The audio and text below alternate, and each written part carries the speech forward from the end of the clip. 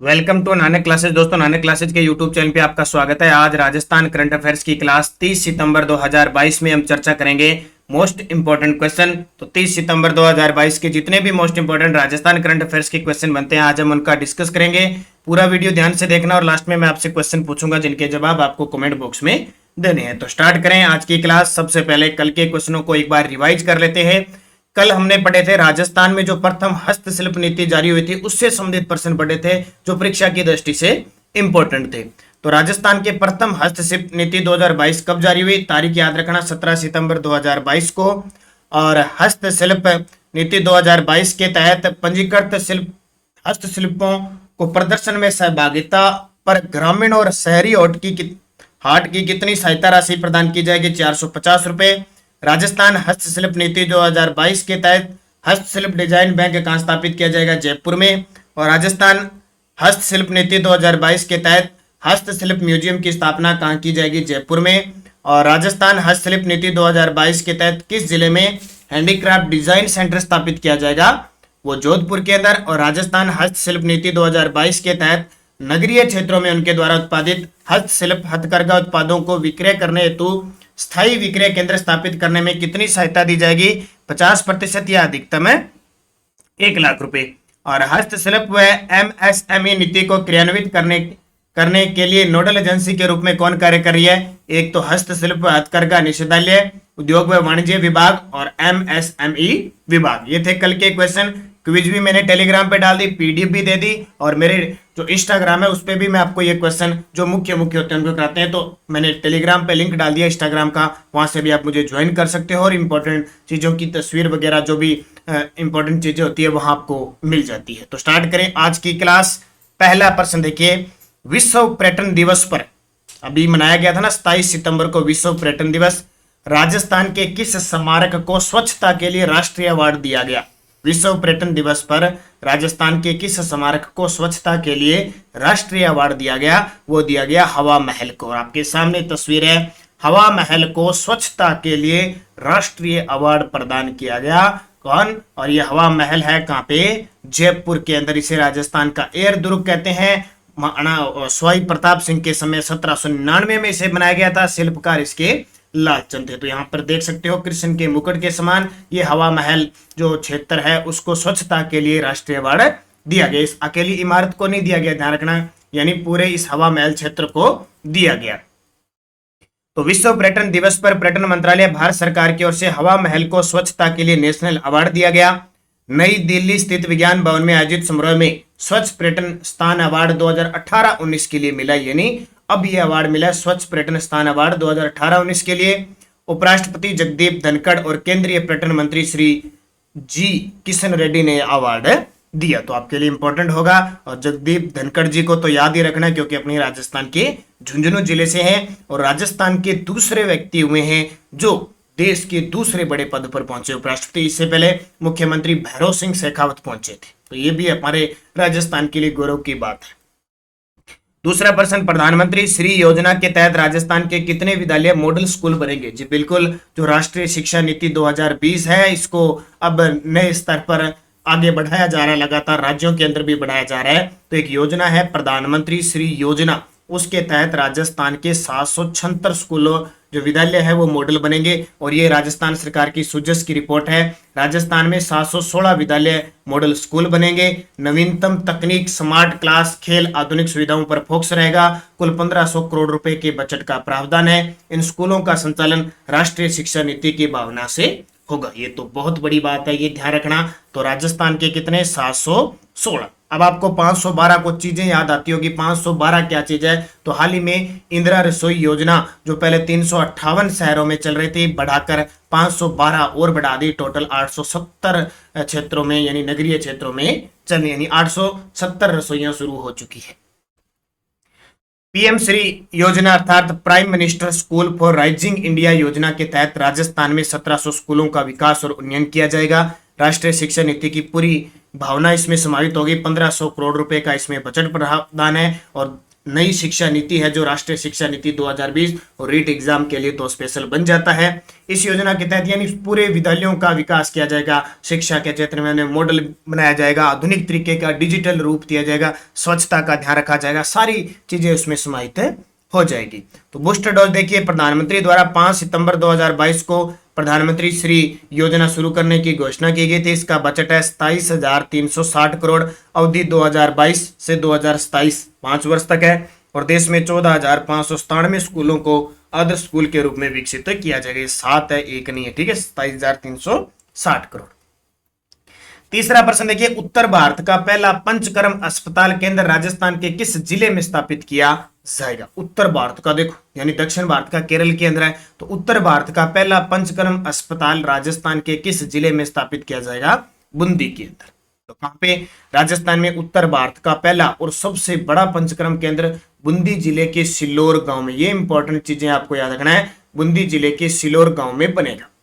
केरल की तर्ज पर पंचकर्म चिकित्सा केंद्र में मरीजों को विश्व स्तरीय आवासीय सुविधा के साथ पंच होता है ना, पंच लगा के चिकित्सा सुविधा की जाती है, सुविधा मिल सकेगी। वर्तमान में बूंदी के एक छोटे से पुराने भवन में मरीजों का पंचकर्म किया जा रहा है, तो ये भी आपके लिए इंपॉर्टेंट है। अब बूंदी की बात आई है, एक तो बूंदी के लिए याद रखना, अभी पीटीआई में प्रश्न आया था, रामगढ़ विषधारी वन्य जीव अभयारण्य जो राजस्थान का चौथा टाइगर रिजर्व बन चुका है, ये याद रखना है। और बूंदी जिले का खेरुणा गांव है जो राजस्थान का पहला ओडीएफ प्लस आदर्श गांव बना है। आपसे सीधा पूछे ओडीएफ प्लस कौन सा बना है, तो जाउदा ग्राम है, जयपुर बना है। तो ये चीज आपके लिए याद रखनी है, दो चीजें इंपॉर्टेंट आ गई। बूंदी के अंदर एक समानता अभियान भी चलाया गया था जिसे राष्ट्रीय स्तर पर पुरस्कार मिला, और बूंदी के अंदर एक अस्मिता अभियान भी चलाया गया। बूस्टर डोज देख सकते हैं अगर देखना चाहते हो, बाकी इतनी इंपॉर्टेंट यहाँ नहीं है, वहां चीजें मैंने बता दी, इतना ही आपके लिए इंपॉर्टेंट रहेगा। चौथा, राजसिको द्वारा 2023 में पहला अंतरराष्ट्रीय मेला राजस्थान में कहां आयोजित किया जाएगा? ये बड़ा ही शानदार प्रश्न है। राजसिको के द्वारा 2023 में राजस्थान का प्रथम अंतरराष्ट्रीय मेला कहां आयोजित किया जाएगा? तो ये जोधपुर के अंदर। देखिए कब होगा ये? फरवरी मार्च 2023 में जोधपुर में प्रथम राजस्थान अंतरराष्ट्रीय मेले का आयोजन किया जाएगा। यह मेला ग्रेटर नोएडा में होने वाले अंतरराष्ट्रीय मेले की तर्ज पर आयोजित होगा। राजसिको अध्यक्ष श्री राजीव अरोड़ा, ये मैंने आपको बताया कि निगम ने इस वर्ष 543 लाख का लाभ अर्जित किया है जो अब तक का सर्वाधिक है। तो ये याद रखना, राजसिको यानी इसकी स्थापना 1961 में हुई थी, लेकिन इसका पूरा नाम ध्यान रखना, कई बार राजसिको नहीं आता, कई बार आता ना राजस्थान लघु उद्योग निगम, वही राजसिको है। राजस्थान लघु उद्योग निगम वही राजसिको है, इसकी स्थापना 1961 को हुई थी, ये ध्यान रखना। ये क्वेश्चन कई बार पूछ लिया जाता है।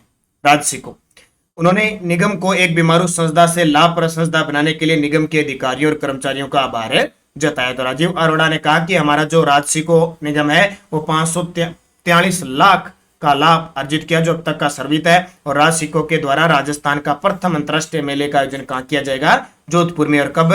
फरवरी मार्च 2023 में। अब 2023 की ये बात आई है, इसको भी याद रखना। फरवरी मार्च 2000 यानी 2023 के अंदर, जनवरी 2023 के अंदर जो कांग्रेस का विज्ञान सम्मेलन होगा वो भी मोहनलाल सुखाड़िया विश्वविद्यालय उदयपुर के अंदर प्रस्तावित है। हो सकता है वो रद्द हो जाए लेकिन प्रस्तावित है, तो इसको याद रखना है। पहला अंतरराष्ट्रीय मेला राजस्थान में कहां आयोजित किया जाएगा? जोधपुर में। तो 5 नंबर प्रश्न देखिए, नेपाल में आयोजित third mount Everest international G2 taekwondo championship 2022 में गुलशन शर्मा ने कौन सा पदक जीता? नेपाल में आयोजित third mount Everest international G2 taekwondo championship 2022 में जयपुर के गुलशन शर्मा ने कांस्य पदक जीता।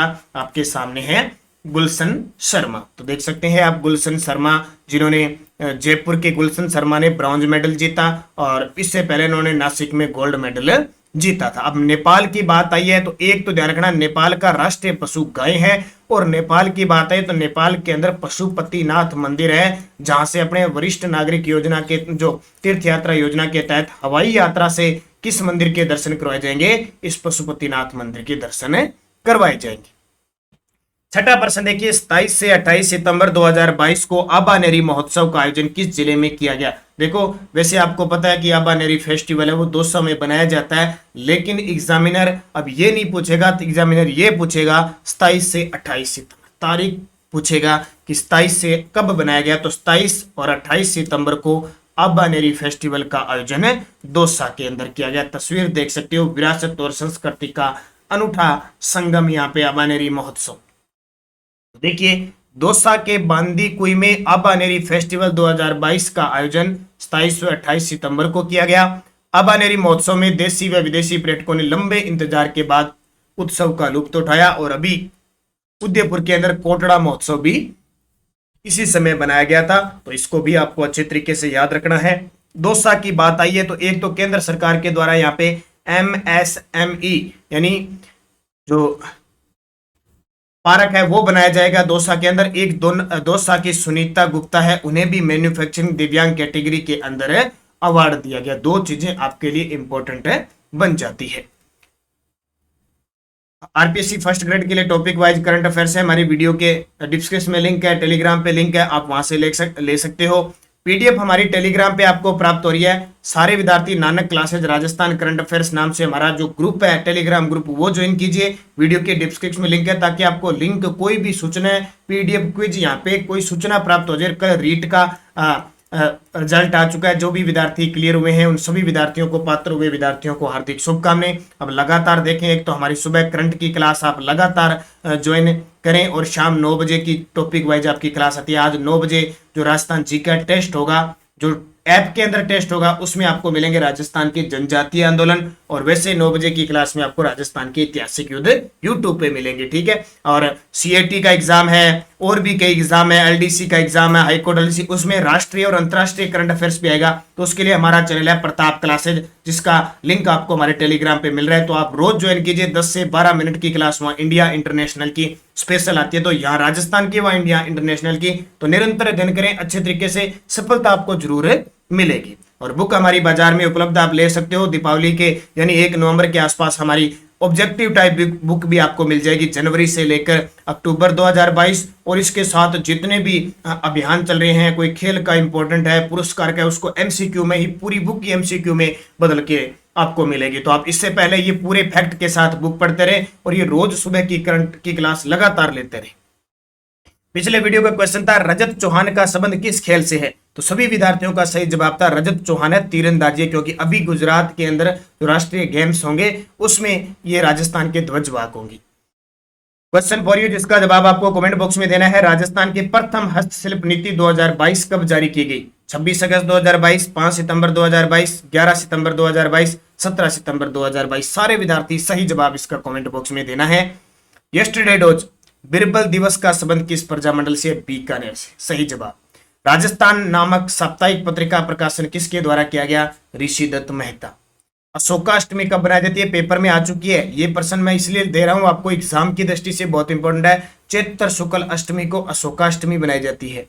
बेंगू किसान आंदोलन का नेतृत्व किसने किया था? राम नारायण चौधरी ने। और सरपंच पद का चुनाव लड़ने के लिए न्यूनतम आयु क्या होती है? 21 वर्ष। देखो पंचायती राज के जितने भी है ना, सब में 21 वर्ष होती है, ठीक है, सब में 21 वर्ष होती है। और वोट डालने का होता है वो 18 वर्ष होते हैं। मतदाता सूची में नाम और पहचान पत्र बनाओ, ये याद रखना है आपको। सरपंच है, उप सरपंच है, वार्ड पंच है, जिला प्रमुख है, सबके लिए 21 वर्ष है।